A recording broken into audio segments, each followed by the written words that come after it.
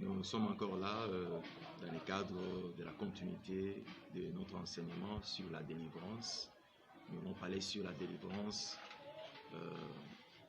des asservissements, parce qu'on avait introduit l'autre fois et aujourd'hui c'est la continuité.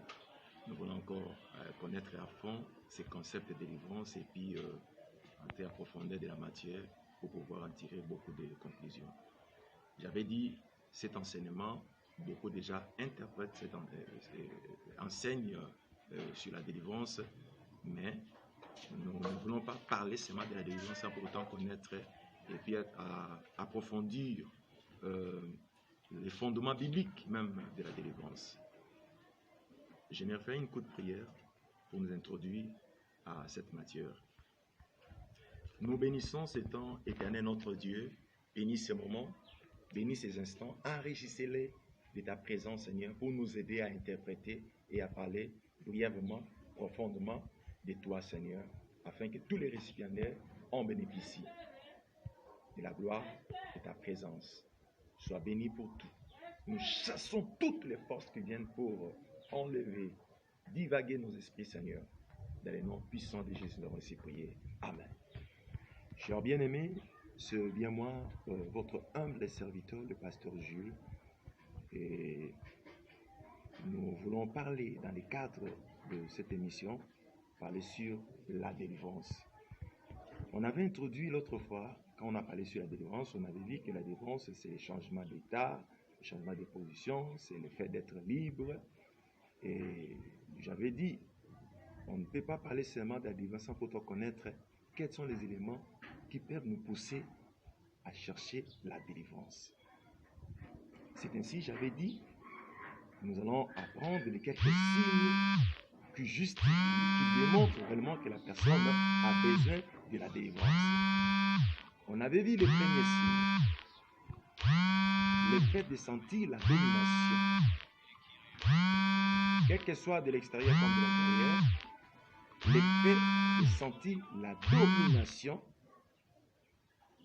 Cette domination justifie réellement que nous avons besoin de la délivrance afin que nous puissions sortir de ces forces qui nous ont servi. On avait appris, on avait essayé d'étudier un peu certains comportements sur le plan comportemental et on avait aussi compris par rapport à la vie, il y a certains faits, certaines actions ou certaines réactions qui démontrent réellement qu'il y a des forces de l'extérieur qui nous ont servi, qui nous affaiblit, qui nous dominent et que nous devons à tout prix sortir de ces forces. Nous devons à tout prix sortir de ces forces. Et j'avais dit ceci, il y a certaines choses qui demandent votre décision pour pouvoir les changer. L'ennemi qui te vint aujourd'hui, si tu prends la vraie décision, tu vas les vaincre. Cette force qui t'a servi aujourd'hui, si tu prends réellement la décision et tu es déterminé, tu vas les vaincre. Prenons l'exemple d'Anne, Anna plutôt, la mère de Samuel. Elle a pris du temps pour avoir Samuel, mais le jour où elle a pris la décision, c'est le jour où Anna a vu sa vie changer. L'ennemi qui est fort aujourd'hui, si tu prends la vraie décision, demain il sera faible devant toi. Et on avait vu que certains comportements ou certaines actions prouvent à suffisance que réellement nous voyons qu'il y a des forces qui nous ont servi et qui nous empêchent de voir clair par rapport à nos vies, par rapport à notre santé, par rapport à nos projets, par rapport à notre foyer, par rapport à toute notre vie. Je voulais parler maintenant des deuxièmes signes. Parce qu'on avait vu les premiers signes, mais maintenant nous allons apprendre les deuxièmes signes. Pour pousser à chercher la délivrance. Les deuxièmes signes, c'est le fait d'avoir un secret caché. Un secret caché. qu'on ne sait pas divulguer, qu'on ne sait pas parler. Un secret caché, c'est comme une personne qui a une infection dans son corps, dans son organisme, une infection qui est mal soignée ou qui n'est pas soignée. Ça va se développer, et cette même infection deviendra, dans les jours à venir, une maladie grave. Ça peut même devenir un cancer, et ça va vous entraîner à la mort. Les secrets cachés là, derrière ces secrets, il y a les forces du diable qui se dissimulent. Je vais donner un exemple. Prier, ce n'est pas ça la solution. Prier, ce n'est pas la solution. Aller à l'église, ce n'est pas la solution. Mais avoir une vie propre devant le Seigneur, irréprochable, c'est cela encore qui est plus important. Un secret caché. Par exemple, tu as fait l'inceste avec le mari de ta sœur ou avec la femme de ton ami. Mais tu n'as rien dit. Jusque-là, tu es calme. Mais tu ne sais pas que ces problèmes-là, c'est déjà un gangrène que tu es en train d'alimenter. C'est un secret. Et ce secret aussi va vous détruire. Le diable se manifeste derrière ces secrets. Tu as tué quelqu'un. Personne ne connaît l'histoire. Mais ta conscience te reproche. Ta conscience te reproche. C'est un secret. Personne ne le sait. Mais le diable le sait. Et le diable ne voudra pas que tu confesses. Le diable te poussera à garder le secret. Par crainte de détruire ta réputation. Par crainte, tu seras humilié. Mais entre-temps, tu es sous sa domination. Il va te détruire. Gardez un secret. La Bible dit ceci, je crois dans Proverbe 28, 13. La Bible dit, celui qui ouvre ses offenses ne réussit pas.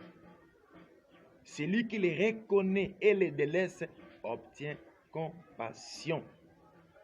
Premièrement, celui qui couvre ses péchés ou ses offenses ne va pas réussir. Dans d'autres versions, selon lui, second, on a dit, celui qui cache ses transgressions ne prospère point. Mais celui qui les avoue et les délaisse, obtient miséricorde. Les péchés, un secret que tu as gardé dans toute ta vie. D'ailleurs, tu as 4 enfants, mais les 2 enfants n'est pas de ton mari. Personne ne le sait. Mais tu souffres dans ta conscience à cause de ces faits. Je reconnais, une fois que je suis allé à l'hôpital, maman, pour prier pour les gens. J'ai vu une maman m'appeler. Elle était souffrante, agonisante. Même ses paroles ne sortaient pas bien. Je n'entendais pas bien. Je me suis approché d'elle pour lui dire, qu'est-ce qui se passe? Elle était très souffrante. Elle tremblotait. Elle m'a dit, pasteur, prie pour moi. J'ai 4 enfants. Les 2 enfants n'est pas de mon mari.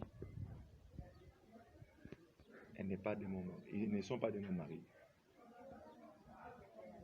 Je ne sais pas quoi faire. Je priais pour elle. Je lui ai dit, attends ton rétablissement.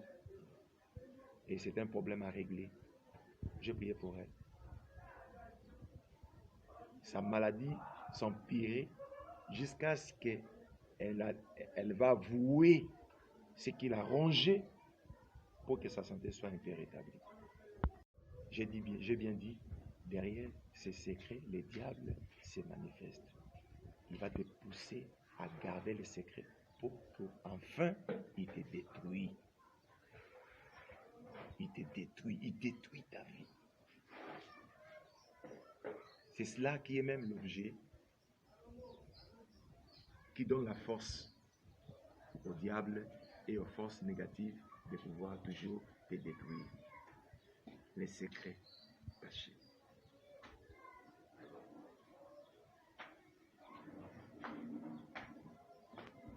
Vous savez, tout ce qu'on fait ne restera jamais comme ça. C'est déjà un contentieux. Tout ce qu'on fait, c'est déjà un problème à régler. Donc c'est ça ce que je disais. Les secrets cachés aussi constituent les éléments ou les moyens qui donnent aux forces négatives de pouvoir s'alimenter et d'être forts afin de pouvoir nous détruire. La délivrance aussi constitue seulement à pouvoir avouer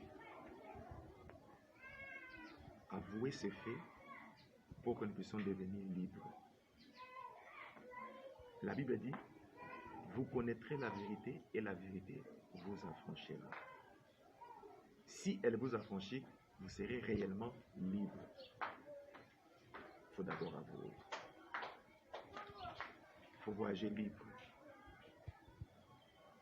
Il faut se désengager de certaines choses pour vivre la libération. Troisièmement,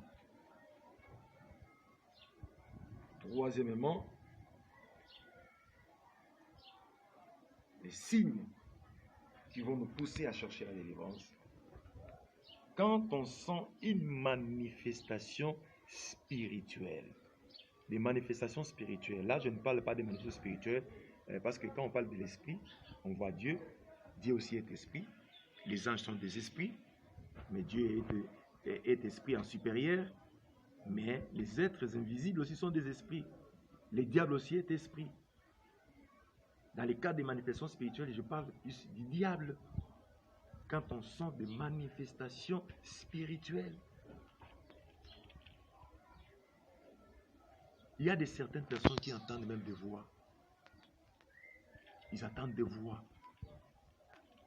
Des êtres peut-être invisibles. Ils ne voient pas ces gens, ou ce sont des gens qui sont déjà morts, mais ils attendent leur voix. Ce n'est pas dit que la personne qui était physiquement aujourd'hui faible, quand il meurt, il devient fort, non. Et ce n'est pas aussi que quand j'entends la voix de mon frère qui était mort, c'est lui qui me protège, non. Ce sont des forces négatives.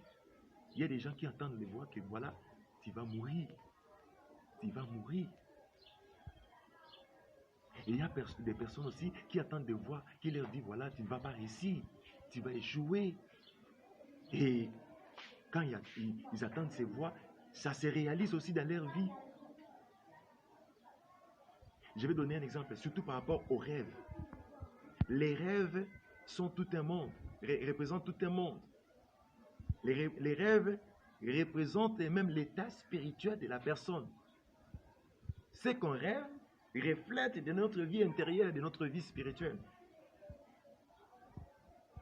Quand il y a un ça ne va pas, les signaux doivent se manifester même par rapport à tes rêves. Chers bien-aimés, c'est ça les problèmes. Parce que si nous voulons traiter les vrais problèmes par rapport à notre délivrance, on doit aussi contrôler, à connaître nos rêves. Je vais donner un exemple. Je crois, j'étais en deuxième graduat de théologie avec un collègue pasteur quand on faisait la théologie. Juste avant qu'on termine les cours, je vois mon ami qui décrochait un appel. C'était sa famille qui l'appelait. On lui a dit, venez vite à Mamaye, à l'hôpital général de Kinshasa. Venez vite pour prier pour ta belle-sœur qui est victime d'un accident, qui a été percutée par un véhicule. L'ami est allé. Or que, 2 jours avant, la belle-sœur avait fait un rêve. Son oncle l'enterrait. Il a vu son oncle l'enterrer. C'était un rêve. C'était un simple rêve. Il a vu son oncle l'enterrer. Mais c'était un rêve à ne pas négliger. Parce que j'ai bien dit, Les rêves représentent l'état spirituel de la personne. L'oncle l'a enterré. 2 jours après, la sœur était percutée par un véhicule. On l'a amenée à l'hôpital. Quelques heures après, elle est morte. Donc, cela représentait, reflétait l'image même, les réalités même de la vie, de son esprit, de son état d'esprit, de sa vie spirituelle, comment est-elle évoluée. J'ai bien dit, il y a certaines qui attendent de voir. Certaines personnes qui attendent de voir. Et c'est ainsi, je dis, premièrement, dans le cadre de rêve. Qu'est-ce que vous voyez dans vos rêves? Si tu veux connaître ta marche spirituelle, l'indice, c'est dans les rêves. J'ai prié pour un frère qui entendait la voix, des voix inconnues. Il ne connaît pas ces personnes, mais il attendait seulement la voix qui parlait, voilà, tu vas mourir, tu vas mourir, tu vas mourir. Comme par mégarde, il a effectué un voyage. Le navire a fait naufrage, mais par la grâce de Dieu, il est sorti sain et sauf en revenant à Kinshasa. Il m'a vu. Il m'a dit, voilà, pasteur, je vais mourir. Je lui ai dit, tu ne mourras pas. Tu ne mourras pas. Et j'ai prié pour lui. Jusqu'à ces jours, c'était depuis 1999, jusqu'à ces jours, il est vivant. Ce sont des forces négatives. Si tu me suis aujourd'hui, tu attends aussi de voix spirituelles. Parce qu'en ce moment ici, les forces des ténèbres continuent toujours à travailler. Les sorciers travaillent. Les magiciens travaillent. Ne soyez pas distraits. Priez toujours. Remontez encore la prière. Ne négligez pas la prière. C'est ainsi, quand tu vois ce genre de choses, ça vous pousse à vous réveiller spirituellement, à un éveil spirituel. Je vais prier pour vous, afin que la main de Dieu, la grâce de Dieu vous saisit et vous couvre. Je prie pour vous. Remanagoshi.